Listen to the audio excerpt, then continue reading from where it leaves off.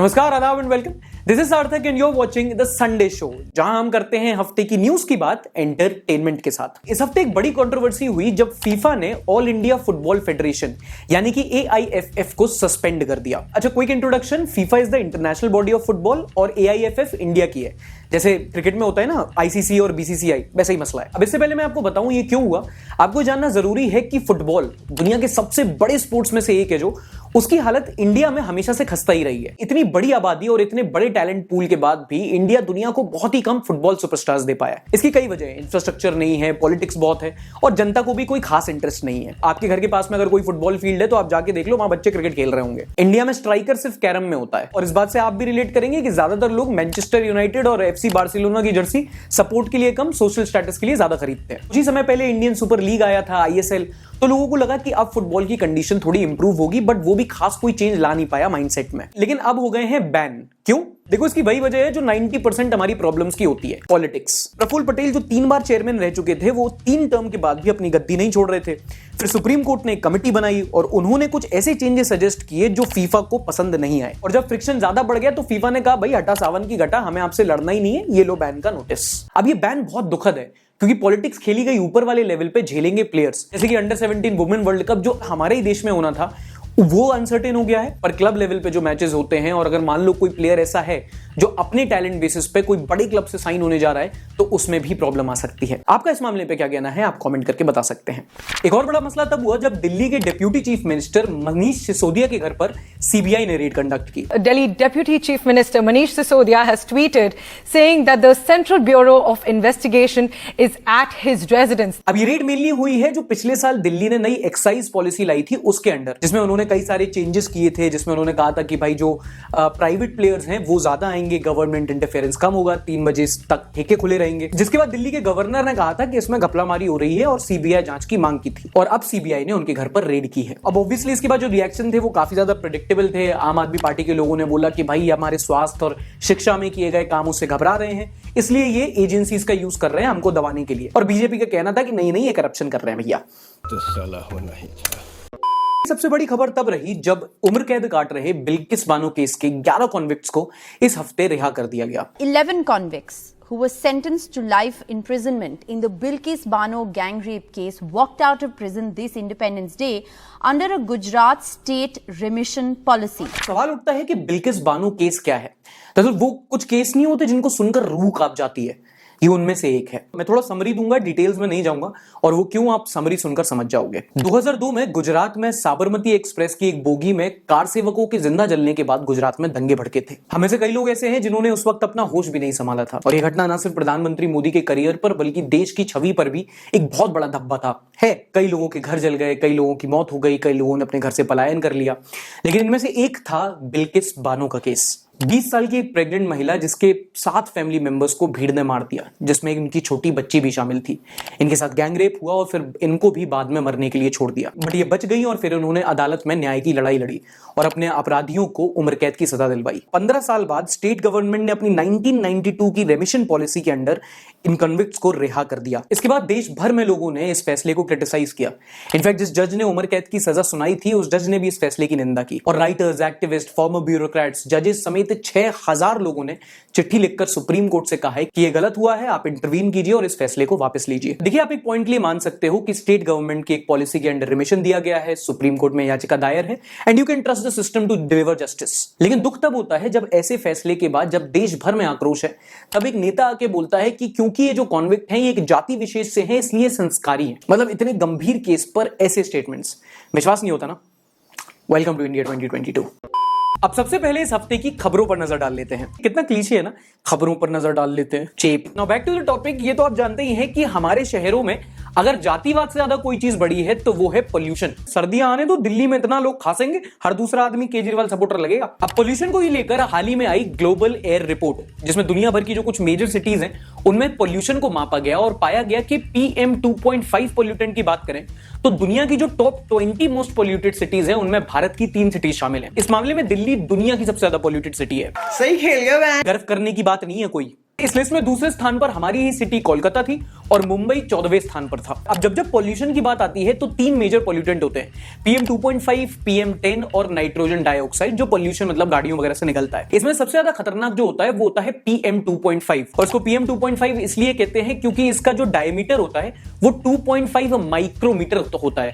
Reference के लिए बताऊं तो ये आपके जो हेयर है, एक जो बाल होता है उसके डायमीटर का 3% होता है। अब आप सोच सकते हैं कि कितना छोटा पॉल्यूटेंट है और है हमारे शरीर को कितना ज्यादा हानिकारक है। अच्छा, आ रही वो चाय पर्सन और कॉफी पर्सन, फर्क नहीं पड़ता, दोनों का कटेगा। अमूल और मदर डेयरी ये देश की 2 सबसे बड़ी कंपनीज हैं जो पैकेज्ड मिल्क देती हैं, और इन्होंने इस हफ्ते अपने दूध के दामों में 2 रुपए प्रति लीटर से बढ़ोतरी की है। मतलब जो आधा लीटर दूध की थैली होती है ना, वो आपको 25 रुपए में मिलेगी। अब कहां कुछ ही दिनों पहले 21 रुपए की आती थी। और अगर आप सोच रहे हैं कि भाई हमें क्या, हमारे यहाँ तो दूध महेश भैया की भैंसिया से आता है, तो चिंता मत करो, महेश भैया भी बहुत जल्दी दाम बढ़ा देंगे। लेकिन देखो, कुछ भी कहो, पेट्रोल 100, दूध 50 और डॉलर 80, जिंदगी भले ही मुश्किल कर दी हो, मैथ्स बिल्कुल आसान कर दिए। वाह मोदी जी, वाह वाह।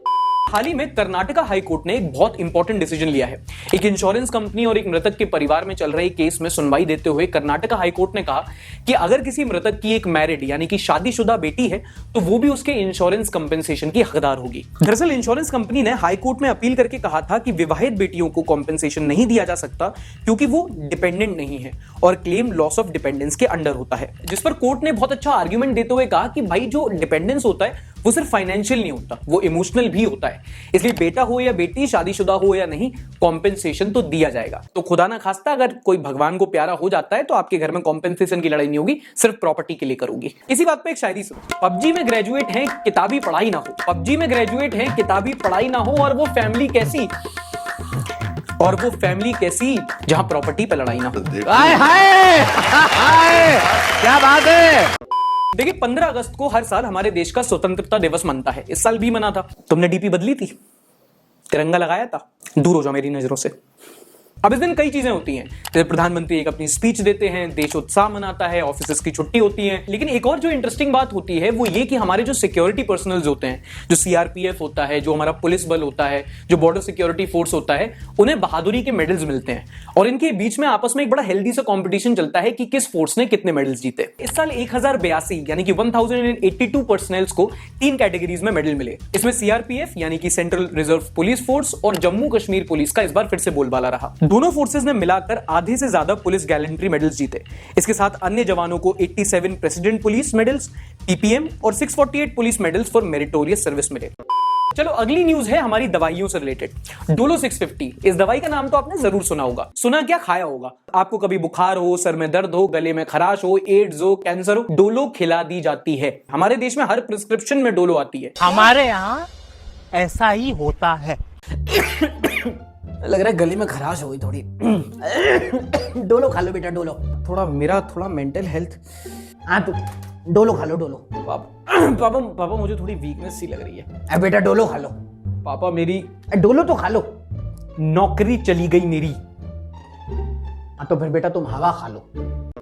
कुछ ही समय पहले एक डेटा आया था जब डोलो 650 इस देश की सबसे ज्यादा कंज्यूम्ड टैबलेट बन गई थी। मतलब पेंडेमिक की शुरुआत से देश में 350 करोड़ डोलो टैबलेट्स बिकी थी। हाउएवर इस हफ्ते डोलो को लेकर central board of direct taxes यानी कि CBDT की एक रिपोर्ट का हवाला देते हुए सुप्रीम कोर्ट में कहा गया कि डोलो के मेकर्स ने डॉक्टर्स को 1000 करोड़ रुपए के फ्रीबीज या गिफ्ट्स दिए ताकि वो अपने पेशेंट्स को ये दवाई सजेस्ट कर सकें। अब ये इंपॉर्टेंट इसलिए है क्योंकि इससे फार्मा कंपनी को बहुत फायदा होता है, क्योंकि कोई भी दवाई होती है उसका जो 500 mg का डोज होता है उसका प्राइस सरकार रेगुलेट कर सकती है, उसके ऊपर जो भी जाता है उसका प्राइस फिर फार्मा कंपनी डिसाइड करती है। दूसरा ये कि इससे पेशेंट्स की हेल्थ को बहुत ज्यादा रिस्क पे रखा जा सकता है, क्योंकि डॉक्टर्स का क्या है, उनको फ्रीबीज मिलेंगे, वो तो सजेस्ट कर देंगे आपको, बट क्या पेशेंट को उसकी जरूरत है। इनफैक्ट ये मेडिसिन इतनी प्रिस्क्राइब की जाती है कि जो जज इसकी सुनवाई कर रहा था केस की, उसने खुद बोला कि भाई ये तो मेरे डॉक्टर ने भी सजेस्ट की है मुझे। इसलिए जो इस केस की अगुवाई कर रहे हैं एडवोकेट संजय पारिक, उन्होंने कहा कि जो कंपनीज होती हैं, जो फार्मा कंपनीज होती हैं, जो डॉक्टर्स को फ्रीबीज देती हैं, उसको सरकार रेगुलेट करे, वरना एक बड़े पैमाने पर पेशेंट्स की हेल्थ के साथ खिलवाड़ किया जा सकता है। इस हफ्ते की एक और बड़ी खबर रही स्टॉक मार्केट से,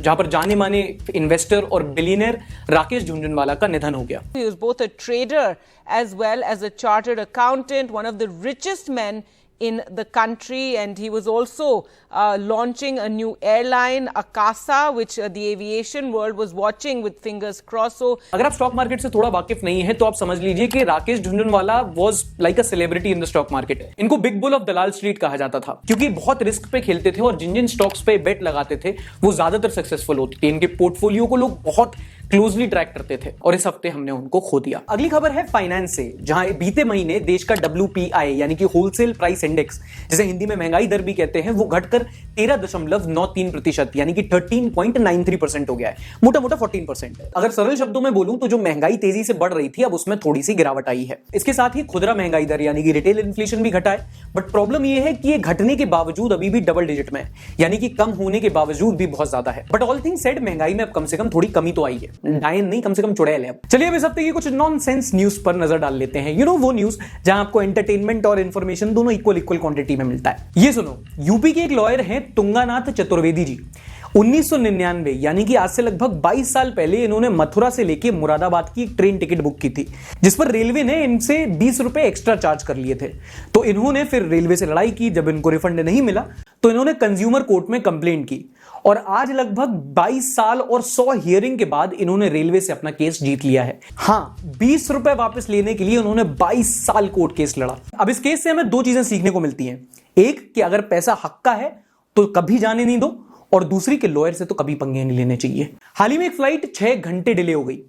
रीजन पता क्या था? फ्लर्टिंग की वजह से। मस्त कहानी है, ध्यान से सुनो। हुआ यूं कि बेंगलुरु से मुंबई जा रही फ्लाइट में एक लड़का बैठा था जो अपनी गर्लफ्रेंड से चैट कर रहा था फोन पे। उसके बगल में एक आंटी बैठी थी जो अपेरेंटली क्राइम पेट्रोल की बहुत बड़ी फैन थी। इसकी गर्लफ्रेंड ने इसको फ्लर्ट करते हुए मैसेज किया, you are a bomber. Hindi में बोले तो कातिल लग रहे हो यार, हो यू आर अ बॉम्बर। अब बगल वाली आंटी जो पढ़ रही थी उन्हें लगा कि ये बॉम्ब लेके बैठा है, आतंकवादी है, फिदायीन हमला करेगा। वो डर गई। उन्होंने कैबिन क्रू को इन्फॉर्म कर दिया बॉम्बर। बेचारे लड़के को फ्लाइट से उतार लिया। 5-6 घंटे पूछताछ हुई, फ्लाइट छूट गई, वो अलग। इससे अच्छा गर्लफ्रेंड लिख देती यू आर अ स्नैक। ज्यादा ज्यादा क्या होता, एयर होस्टेस आके बोलती आउटसाइड फूड नॉट अलाउड। अच्छा, एक जॉब से रेजिग्नेशन देने की क्या वजह होती है? अंडरपेड होना, अंडर वैल्यूड होना, टॉक्सिक वर्क कल्चर होना, बॉस का इनसिक्योर होना, और अगर आप ज्यादा लकी हुए तो आपको कॉम्बो ऑफर भी मिल सकता है। लेकिन चाइना में एक लड़की ने जॉब तब छोड़ दी जब उसने 70 कॉलीग्स को इनवाइट किया अपनी शादी में और उनमें से सिर्फ एक उसकी शादी अटेंड किया, तो उसने अपनी जॉब छोड़ दी। देखो, इसका तो मुझे एक ही रीजन समझ में आ रहा है, या तो इसकी सबसे बनती नहीं थी या ये आधे से ज्यादा लोगों की क्रश थी। बेंगलोर यूनिवर्सिटी की एक स्टूडेंट ने अपना एग्जाम पेपर खाली छोड़ दिया, उस पर कुछ लिखा नहीं। और वो इसलिए नहीं कि उसे कुछ आता नहीं था, बल्कि इसलिए क्योंकि जिस दिन पेपर था उस दिन एक्ट्रेस सनी लियोनी का बर्थडे था। तो इसने पेपर में लिखा कि आज सनी लियोनी का बर्थडे है, मैं उससे बहुत ज्यादा प्यार करता हूं, मैंने कुछ प्रिपेयर नहीं किया, मैं पेपर नहीं दूंगा। तेजस्वी लोग हैं हमारे पास, कितने शानदार विचार रखते हैं जी। सनी लियोनी का बर्थडे था तो इन्होंने प्रिपेयर नहीं किया। तो सर, सवाल ये नहीं है कि आप प्रिपेयर नहीं कर रहे थे, सवाल ये है कि अगर आप प्रिपेयर नहीं कर रहे थे तो क्या कर रहे थे? असली है ये लोंडा। चलो, ये तो थी न्यूज वगैरह। अब कुछ ऐसी पॉजिटिव स्टोरीज बताता हूं आपको जिसको सुन के आपका दिल गार्डन गार्डन हो जाएगा। RAI यानी कि रिटेलर एसोसिएशन ऑफ इंडिया ने बताया है कि अब जब कोरोना के बाद सब कुछ नॉर्मल सी पे आ रहा है, लॉकडाउन हट गया है, तो जो रिटेलर्स हैं उनको भी अपनी ग्रोथ प्री पेंडेमिक लेवल्स पर देखने को मिल रही है। इस साल जून के महीने में पिछले साल के मुकाबले 13% ज्यादा व्यापार हुआ है। और गनीमत की बात यह है कि ऑलमोस्ट सारी कैटेगरीज में इजाफा हुआ है। Sports wear, furniture, footwear, electronics, हर सेक्टर में जो छोटे दुकानदार हैं उनकी बिक्री में बढ़ोतरी हुई है, जो कि अच्छी बात है। अब ये तो हम सब जानते हैं कि कोरोना के टाइम पे जब लॉकडाउन लगा था, सारी दुकानें बंद हुई थी, तो कई सारे ऐसे दुकानदार थे जिनकी फाइनेंशियल कंडीशन बहुत वीक हो गई थी, क्योंकि उनकी दुकान बंद रहती थी, उनको किराया भी देना होता था, कमाई कुछ होती नहीं, घर के एक्सपेंसेस भी चलाने होते थे। तो कई सारे दुकानदार थे जो बर्बाद हो गए थे। लेकिन जो सर्वाइव कर गए उनकी आर्थिक स्थिति थोड़ी सुधरेगी और इकोनॉमी को भी पटरी पे आने में मदद मिलेगी। एक पॉजिटिव न्यूज है केरला से, जहां एक इलाके के बस ड्राइवर्स इकट्ठा हो गए हैं। वहां के बस ओनर्स, बस ड्राइवर्स, कंडक्टर, हर कोई जो इस इंडस्ट्री में है वो एक दिन की कमाई डोनेट कर रहा है श्यामजीत के ट्रीटमेंट के लिए। दरअसल श्यामजीत भी उसी इलाके में डोर चेकर का काम करता था और कुछ दिनों पहले एक रोड एक्सीडेंट में वो जख्मी हो गया। अब क्योंकि ट्रीटमेंट के लिए फैमिली के पास उतने पैसे नहीं थे और खर्चा काफी ज्यादा आ रहा था, इसलिए पूरे इलाके के ड्राइवर्स, बस ओनर्स अपनी एक एक दिन की कमाई डोनेट कर रहे हैं अपने दोस्त के इलाज के लिए। पब्लिक द्वारा लिखी गई शायरी सुनाता हूं। घर घर नाली, घर घर गैस, जिसकी लाठी उसकी भैंस, बनेगा पकौड़ा, बनेगी चाय, स्कूल कॉलेज भाड़ में जाए। आम आदमी से मन की बात, उद्योगपति से धन की बात, वारे शासन तेरा खेल, न्याय मांगो तो हो गई जेल। Nice. Is anyone a doctor? I am a doctor, what's happening? Heart attack, I am a doctor in gender studies, she is going to die, she. सही बात है, डॉक्टर शब्द आजकल बड़ा कंफ्यूजिंग हो गया है। लाइक डॉक्टर इन हिस्ट्री क्या प्रिस्क्राइब करोगी, टेक्स्ट बुक्स? अनुसूर्या का इस हफ्ते बहुत ही वायरल ट्वीट था, Madhuri Dixit is incomplete without M, अधूरी Dixit. Alia Bhatt is not welcomed without B, Alia हट। My mood has so many swings, it's a park now. Manharsh Kumar is watching from the state of wrestlers, one of the most soldiers producing state, one of the top state with per capita income. देखो ये है तो हरियाणा। तुम ये बताओ भाई कि तुमने जो ऐसे करके रखा है तुम्हें क्या हम लोग नोटिस नहीं करेंगे? बाइसेप मनोज भाई ने पोस्ट किया कि चुपचाप से बाइसेप दिखा देता हूं, किसी को पता नहीं चलेगा। भाई दिखा दो, कोई प्रॉब्लम नहीं, पर बनने तो दो उसको, अभी तो यूनिसेफ है। Pallavi Ray is watching the Sunday show from the place where Britishers shifted its capital in 1911, which is the city of Delhi, जो हमारी आज की करंट कैपिटल है। वो इसलिए क्योंकि पहले कलकत्ता थी, फिर 1911 में ब्रिटिशर्स ने जो कैपिटल है वो दिल्ली में शिफ्ट कर दी, क्योंकि ज्योग्राफिकल सेंटर के पास में पड़ता है दिल्ली, और बहुत साल पहले महाराजा राजाओं की गद्दी रहा करती थी। तो लिख लो, यूपीएससी में आ सकता है। Watching from the city of mosque and the city of rickshaw, rickshaw capital of the world. Rickshaw capital of the world is Dhaka in Bangladesh. और वो इसलिए कहा जाता है क्योंकि एनी गिवन डे बांग्लादेश की सड़कों पर 5 लाख से ज्यादा रिक्शा चलते हैं। What a beautiful picture by light Saeed on Instagram. Light Saeed is watching from the town of Sai Baba and Sai Ram, जो है शिरडी। कभी कोई शिरडी जाए तो वहां बहुत अच्छा एक लंगर लगता है, जहां का खाना। अगर आप भी शो में फीचर होना चाहते हैं तो बस इतना करना है कि शो देखते हुए एक सेल्फी लेनी है, उसे सोशल मीडिया पर #SundayWithSarthak के साथ अपलोड करना है, और अपनी सिटी की एक हिंट बताना है। कितनी खूबसूरत सिटीज होती हैं, उनके सबके कुछ ना कुछ खूबसूरत बातें होती हैं। तो ये थी इस हफ्ते की सारी न्यूज। पिछले हफ्ते का शो आपको इधर मिल जाएगा। उम्मीद करता हूं आपको पसंद आया होगा। अगर पसंद आया तो लाइक करना मत भूलना, नहीं पसंद आया तो डिसलाइक कर सकते हो। मिलेंगे अगले हफ्ते, तब तक के लिए अपना ख्याल रखना। टाटा बाय बाय, शब्बा खैर। Like, subscribe and share.